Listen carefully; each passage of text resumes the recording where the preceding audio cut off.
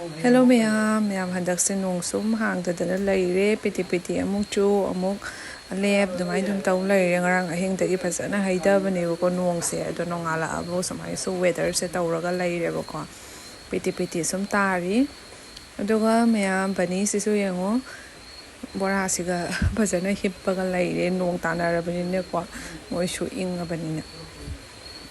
aduga ma'am akhoi ngauba sisu siga laire ngauba sisu phasana tharambaga se loi tasandana phasana konjalaga hip khre mina su chikhai bidana na ba parak patang ngai ba ko chak su khar sajare ma'am da marak se no chape yam chu bane samai taw matam se yam na lok thong ba pa yam taw na bane ba ko atuna ai su sum khana hakatchare noi nu da ora lok yam khu ba mai taw ba ko atuna ai na lok khu ba se pha na ba kai taw ma'am da su sum share taw jar ke ba ko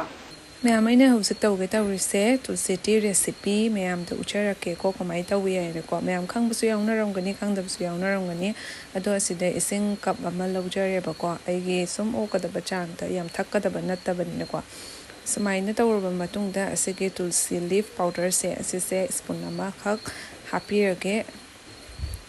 ju samai na hapa matung da je ising se 5 minutes sum brom bong sawala ne ba ko sawalaga thammani ngahak sum aje ai pazana okhai mix tawri ne bako mix tawraga sumai ngahak thammage sawrakpa ngairage bako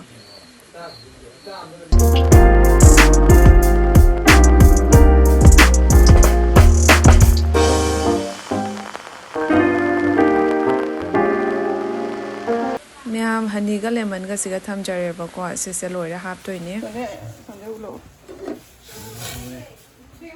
wow ma'am Tulsi recipe loira ka dawre fazana sawalaga thammine bako nga Tulsi sidi akhoi isa cha so yam kana ba pi bako ana ye kaya la ka da bai de su sum ngak thok pa ngame Tulsi se na ko yari ngai akhoi na Tulsi se su sijina ba se am kana ye bako atuna ma'am isu smai sijinari ni tawba loira bani na amuna thok sare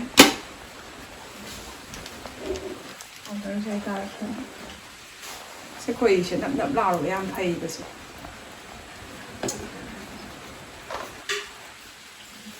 ma'am houzik loira banina ai houzik cup sida ai gi thakka da bakara sum heizer ke ai se ka he na bodu thak pangam jade ba ko sugum ba se adona kitang khak lauraga oina hapchara ge ba ko siga kara heizer re piktana ga di thak pangam jara roi half khak tha ge ba ko ma'am asise sawhan ba loira matung da aina houzik hap to se nga sai na sore thamjagi ba do lemon drop khara yam na hapsen jare taste ama lak na bagine ba ko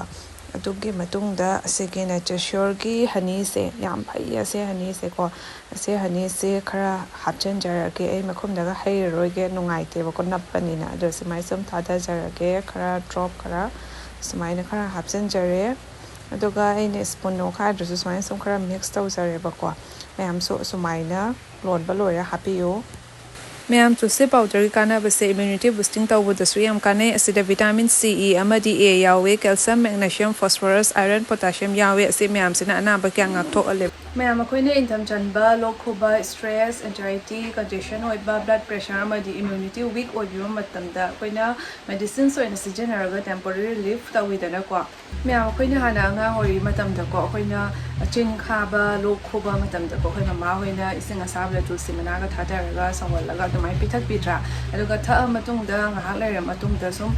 khara nungai ba to khangma ngam bane ba ko aduga sum nongala aga ti pungpha ekta phara lairam tra aduga yam du magic da te ba ko adu do ma'am Tulsi gi power ni ma'am Tulsi pam bi se yum khuding mak ta loi ma khongai hai ba tare ko aduga noi ma hongna ra ga su Tulsi gi kana ba city mi loi ma na khangdap su yawi khanga ga sijin da ba su yawi ba ko aduga ma'am Tulsi se ayurveda medical science sijin ai ma ki kana ba properties sing du gi da mak ta ne ba ko aduga ma'am Tulsi leaf se fresh wa bese nuti ge koina khanga chabi ra gadi sa da su yam kanai ba na ye kaya su phal bangam me ko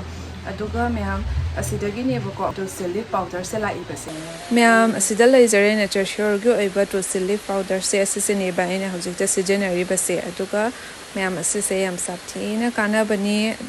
aduga se unbox tawrake ba kai manung da yawi packet siga box siga ko ado ma'am ase ai hang voucher ga yang han char ake ꯀꯩ ꯌꯥꯎꯏ ꯍꯥꯏꯕꯗꯣ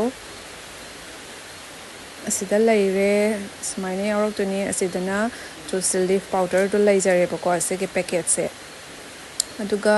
ꯃꯊꯪꯗꯅ spoon ꯑꯃ ꯑꯗꯩ brush ꯑꯃꯁꯨ ꯁꯨꯃꯥꯏꯅ ꯍꯥꯄꯛꯑꯅꯤ ꯑꯗꯨꯒ ꯃꯌꯥꯝ ꯑꯁꯤꯒꯅ free ꯍꯅꯤ ꯑꯃ ꯌꯥꯎꯔꯛꯑꯅꯤ ꯅꯦꯆꯔꯁꯤꯌꯣꯔꯒꯤꯀꯣ ꯑꯁꯤꯁꯦ ꯌꯥꯝꯅ ꯄꯤꯌꯣꯔ ꯑꯣꯏꯕꯅꯦ ꯑꯁꯤꯒꯤ ꯍꯅꯤꯁꯤꯁꯨ ꯌꯥꯝ ꯐꯕꯅꯦꯕꯀꯣ ꯑꯗꯨꯒ ꯃꯌꯥꯝ ꯑꯁꯤꯅ ꯍꯥꯎ ꯇꯨ ꯌꯨꯁ ꯀꯃꯥꯏꯅ ꯀꯔꯝꯕ ꯃꯈꯜꯒꯤ ꯁꯤꯖꯤꯟꯅꯕ ꯌꯥꯏ ꯍꯥꯏꯕꯗꯣ ꯑꯁꯤꯒ ꯂꯣꯏꯅ ꯌꯥꯎꯔꯅꯤ ꯁꯤꯖꯤꯟꯅꯔꯤꯕ ꯃꯑꯣꯡꯗ ꯃꯌꯥꯝꯅꯁꯨ ꯑꯗꯨꯝ ꯁꯤꯖꯤꯟꯅꯕ ꯌꯥꯒꯅꯦꯕꯀꯣ ꯑꯗꯨꯒ ꯃꯌꯥꯝ ꯑꯁꯤꯒꯅ ꯑꯁꯤ ꯅꯦꯆꯔꯁꯤꯌꯣꯔ ꯇꯨꯜꯁꯤ ꯂꯤꯐ ꯄꯥꯎꯗꯔꯁꯦ 100% ꯅꯦꯆꯔꯦꯜ ꯑꯃꯗꯤ ꯀꯦꯃꯤꯀꯦꯜꯁ ꯀꯩꯝꯇ ꯌꯥꯎꯗꯦ ꯂꯦꯕ ꯇꯦꯁꯇꯒꯤ ꯚꯦꯔꯤꯐꯥꯏꯠ ꯑꯣꯏꯔꯕ ꯄ꯭ꯔꯣꯗꯛꯅꯦꯕꯀꯣ ꯃꯌꯥꯝ ꯑꯁꯤꯁꯦ ꯃꯌꯥꯝ ꯑꯩꯅꯁꯨ ꯇꯨꯜꯁꯤ ꯂꯤꯐ ꯄꯥꯎꯗꯔꯒꯤ ꯀꯥꯟꯅꯕꯁꯨ ꯃꯌꯥꯝꯗ ꯍꯥꯏꯖꯈ꯭ꯔꯦ ꯃꯌꯥꯝꯁꯨ ꯁꯤꯖꯤꯟꯅꯕꯤꯌꯨ ꯂꯣꯛ ꯈꯨꯕ ꯑꯗꯩꯗꯤ ꯈꯅꯥꯎ ꯍꯥꯀꯠꯆꯕ ꯑꯗꯩꯗꯤ ꯂꯣꯏ ꯐꯔꯅꯦꯕꯀꯣ ꯑꯩꯁꯨ ꯁꯤꯖꯤꯟꯅꯔꯤꯁꯤꯅꯤ ꯑꯗꯨꯒ ꯃꯌꯥꯝ ꯑꯩꯁꯨ ꯃꯅꯝ ꯃꯍꯥ ꯆꯦꯟꯕ ꯑꯥꯌꯨꯔꯕꯦꯗꯤꯛꯅ ꯁꯨꯝ ꯃꯅꯥ ꯃꯁꯤꯡꯅ ꯁꯥꯔꯛꯄꯅꯤꯅ ꯃꯅꯝꯁꯨ ꯈꯔ ꯀꯜꯂꯤꯗꯅꯀꯣ ꯑꯗꯨꯒ ꯑꯩ ꯍꯥꯟꯅꯗꯩꯁꯨ ꯄꯦꯔꯨꯛ ꯃꯍꯤ ꯑꯈꯥ ꯑꯌꯥ ꯁꯨꯝ ꯅꯥꯕ ꯃꯇꯝꯗ ꯊꯛꯄꯗ ꯌꯥꯝ ꯍꯩꯅꯔꯛꯇꯦꯕꯀꯣ ꯑꯗꯣ ꯍꯧꯖꯤꯛꯄꯨꯗꯤ ꯆꯥꯎꯔꯕꯅꯤꯅ ꯐꯅꯕꯅꯤ ꯍꯦꯟꯅ ꯁꯨꯝ ꯅꯥꯇꯣꯟ ꯃꯦꯟꯁꯤꯟꯕꯕꯨ ꯑꯣꯏꯔꯣ ꯑꯃꯕꯨ ꯑꯣꯏꯔꯣ ꯑꯗꯨꯝ ꯊꯛꯆꯟꯒꯦꯕ ꯈꯤꯇꯪꯇ ꯑꯣꯏꯔꯁꯨꯀꯣ ꯑꯗꯨꯃꯥꯏꯅ ꯑꯩꯁꯨ ꯁꯨꯝ ꯇꯧꯋꯦ ꯑꯗꯣ ꯃꯌꯥꯝꯅ ꯑꯁꯤꯒꯤ ꯄ꯭ꯔꯣꯗꯛꯠꯁꯦ ꯄꯥꯝꯕꯤꯔꯒꯗꯤ ꯑꯩꯒꯤ ꯗꯤꯁꯀ꯭ꯔꯤꯞꯁꯟꯗ ꯂꯤꯡꯛ ꯍꯥꯞꯆꯔꯝꯒꯦ ꯃꯌꯥꯝꯅ ꯆꯪꯕꯤꯔꯒ ꯄꯔꯆꯦꯁ ꯇꯧꯕꯤꯔꯒ ꯃꯌꯥꯝꯁꯨ ꯂꯣꯛ ꯈꯨꯕ ꯑꯗꯒꯤ ꯑꯃ ꯁꯨꯝ ꯑꯅꯥꯕ ꯀꯌꯥꯗꯒꯤ ꯁꯨꯝ ꯐꯅꯕ ꯁꯤꯖꯤꯟꯅꯕꯤꯌꯣꯕꯀꯣ ꯃꯌꯥꯝ ꯍꯧꯖꯤꯛ ꯑꯩ ꯅꯨꯡꯊꯤꯜꯒꯤ ꯑꯦꯄꯜ ꯈꯥꯏꯔ ꯆꯥꯈꯤꯒꯦ ꯑꯁꯤ ꯑꯦꯄꯜꯁꯤꯁꯨ ꯐꯖꯗ꯭ꯔꯦ ꯌꯥꯝ ꯒ꯭ꯔꯤꯟꯒ ꯀꯥꯔꯒ ꯌꯥꯝ ꯍꯥꯎꯗꯧꯕ ꯃꯥꯟꯕꯅꯦꯕꯀꯣ ꯑꯗꯣ ꯄ꯭ꯔꯦꯛꯁꯨ ꯌꯥꯝ ꯂꯥꯎꯋꯤ ꯑꯗꯨꯒ ꯃꯌꯥꯝ ꯑꯁꯦꯁꯦ ꯉꯁꯥꯏ ꯑꯌꯨꯛꯇ ꯂꯥꯏꯗ ꯀꯠꯄꯩꯅꯦꯕꯀோ ꯍꯧꯖꯤꯛ ꯑꯩ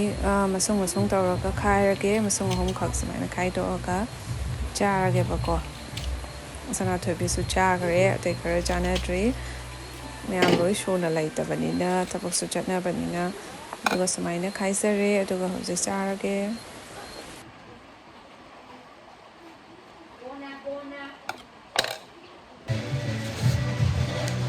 ꯇꯧꯔꯤ ꯑꯦꯄꯜꯁꯦ ꯄ꯭ꯔꯦꯛ ꯂꯥꯎꯔ ꯁꯥꯊꯤꯅ ꯍꯥꯎꯋꯦ ꯊꯨꯝꯇꯛꯀ ꯇꯧꯕ꯭ꯔꯀꯣ ꯑꯗꯩꯗꯤ ꯒ꯭ꯔꯤꯟ ꯀꯂꯔꯒ ꯀꯥꯔꯒ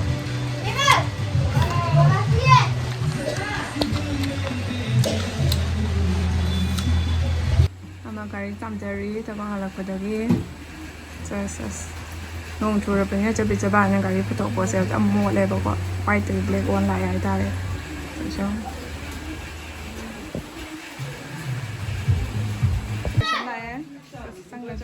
ꯌꯥꯝ ꯅꯣꯡ ꯆꯨꯕꯁꯤꯁꯨ ꯂꯦꯞꯈꯤꯗ꯭ꯔꯦ ꯉꯁꯤꯗꯤ ꯑꯃ ꯁꯨꯝ ꯅꯣꯡ ꯆꯨ ꯂꯩꯔꯦ ꯑꯃꯨꯛ ꯍꯥꯡ ꯑꯃꯨꯛ ꯄꯤꯇꯤ ꯇꯥ ꯑꯗꯨꯃꯥꯏꯅ ꯑꯃꯨꯛ ꯈꯤꯇꯪ ꯀꯟꯅ ꯇꯧ ꯂꯩꯔꯦ ꯑꯗꯨꯒ ꯃꯌꯥꯝ ꯉꯁꯤꯒꯤ ꯚꯤꯗꯤꯑꯣꯁꯤꯁꯨ ꯁ꯭ꯋꯥꯏꯗ ꯁꯨꯝ ꯂꯣꯏꯁꯤꯟꯖꯔꯒꯦ ꯑꯗꯨꯒ ꯃꯌꯥꯝꯅ ꯑꯩꯒꯤ ꯃꯊꯪꯒꯤ ꯚꯤꯗꯤꯑꯣ ꯑꯃꯨꯛ ꯉꯥꯏꯕꯤꯔꯝꯃꯣ ꯑꯗꯨꯒ ꯃꯌꯥꯝꯅ ꯉꯁꯤꯒꯤ ꯚꯤꯗꯤꯑꯣꯁꯦ ꯅꯨꯡꯉꯥꯏꯕꯤꯔꯒꯗꯤ ꯂꯥꯏꯛ ꯀꯃꯦꯟ ꯁꯕꯁꯀ꯭ꯔꯥꯏꯕ ꯁꯣꯏꯗꯅ ꯇꯧꯁꯤꯟꯕꯤꯔꯝꯃꯣ